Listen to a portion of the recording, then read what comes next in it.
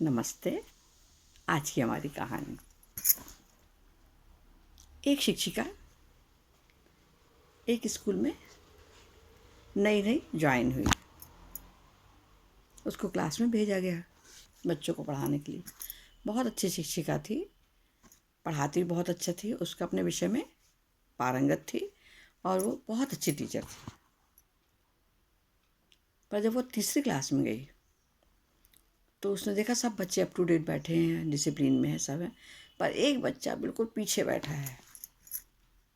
उसके ड्रेस भी अच्छी नहीं थी, बेतरतीब बैठा था, वो चुपचाप बैठा था, कुछ बोलाता ही नहीं था। पूरा पीरियड बीत गया पर उसने कुछ नहीं बोला।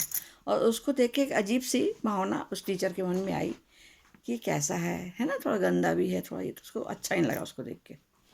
तो उसने पहले तो कुछ नहीं बोला। फिर दूसरे दिन उस क्लास में गई, फिर उसने देखा बच्चा वैसे ही बैठा है, उसे बिल्कुल बेकार बैठा है कि उसको क्लास से कोई मतलब नहीं, बस बैठा निर्लिप्त टाइप। उसको उसके ऊपर गुस्सा आई। उसने उसको बहुत डांटा, तुम कुछ नहीं कर सकते हो, पढ़ाई नहीं करते हो, कितने गंदे कपड़े हैं तुम्हारे। वो कुछ नहीं बोला, बैठा ही रहा। करते करते बहुत दिन बीत गए। परीक्षा हुई, होती ना तिमाही छिमाही परीक्षाएं होती थी, परीक्षा हुई। तो परीक्षा में वो बच्चा फेल था। सब टीचर उसके बारे में कुछ ना कुछ लिखा और उन्होंने भी उस बच्चे के बारे में लिखा। उससे जितनी बुराइयाँ उससे बन सकती उससे उसमें लिख दी। बहुत बुरा बच्चा है, कपड़े साफ नहीं रहते हैं, पढ़ाई में ध्यान नहीं देता है, डिसिप्लिन में नहीं रहता, सब उनने लिखा और उसको आगे बढ़ा दिया। जब ये सब रिकॉर्ड बनते हैं सर्टिफिकेट, तो ये टीचर प्रिंसिपल के पास जाते हैं। प्रिंसिपल ने देखा, उस बच्चे का रिकॉर्ड देखा, उस टीचर ने, सब ने कुछ ना कुछ लिखा था पर उसने उसका बहुत ही बुरा रिकॉर्ड बनाया था। तो उन्होंने उसको बुलाया, टीचर को, तो कहा कुछ तो अच्छा लिख दो, छोटा बच्चा है, एकदम से अपन बच्चे की बुराई करें वो भी अच्छी बात नहीं है। तो उसने बोली वो शिक्षिका, देखिए मैडम, मुझे वो बच्चा बिल्कुल अच्छा नहीं लगता, वो किसी काम में ध्यान नहीं देता, मैं तो उसके बारे में अच्छा लिख ही नहीं सकती। प्रिंसिपल कुछ नहीं बोली। उन्होंने एक क्लर्क को बुलाया, वो कहा इसका पुराना रिकॉर्ड ला कर दो। उसने पुराना रिकॉर्ड ला कर दिया तो देखा सब बच्चों में सबसे अच्छा रिकॉर्ड उस बच्चे का है। इसी साल उसने गड़बड़ करना शुरू किया है। तो प्रिंसिपल की तरफ देखने लगी, ऐसा क्यों हो गया। बोले बस मैं तुमसे ये कहना चाह रही थी कि एकदम से किसी बच्चे को अपन नहीं बुराई करें, नहीं उसके बारे में कुछ सोचें, पहले उसके बारे में सोच तो ले क्या हुआ है।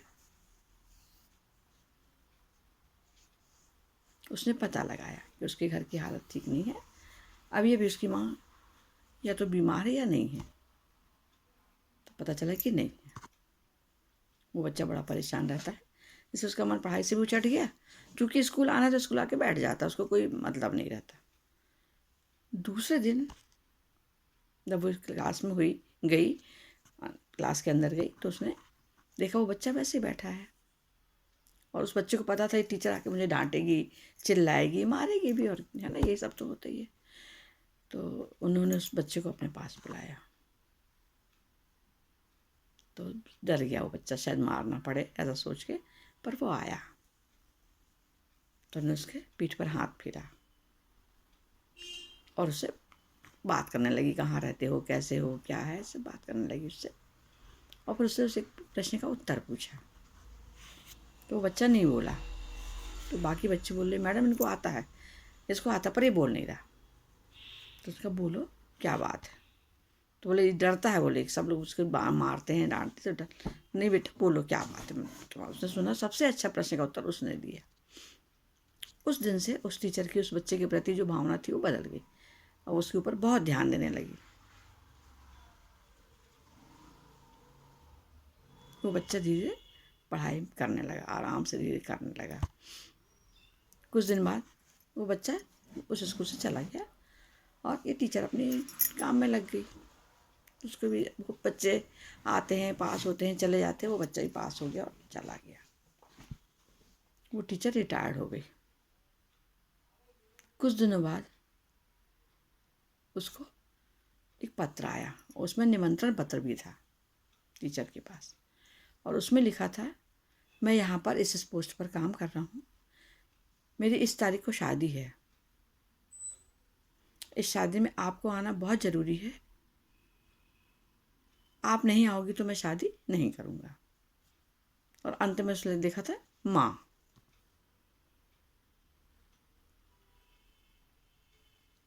वो टीचर, वो बच्चे का नाम वगैरह था, उसको समझ गई कि इस बच्चे का है। बहुत खुश हुई वो।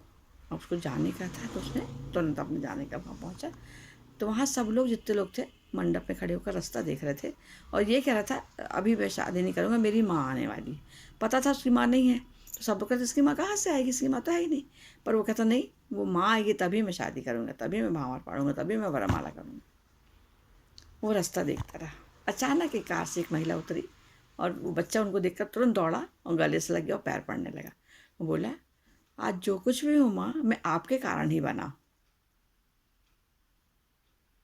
उसकी शादी संपन्न हुई और बाद में उसका कि अब आपको कहीं जाने की जरूरत नहीं है, अब आप मेरे पास ही रहिए माँ। नमस्ते, राम राम, धन्यवाद।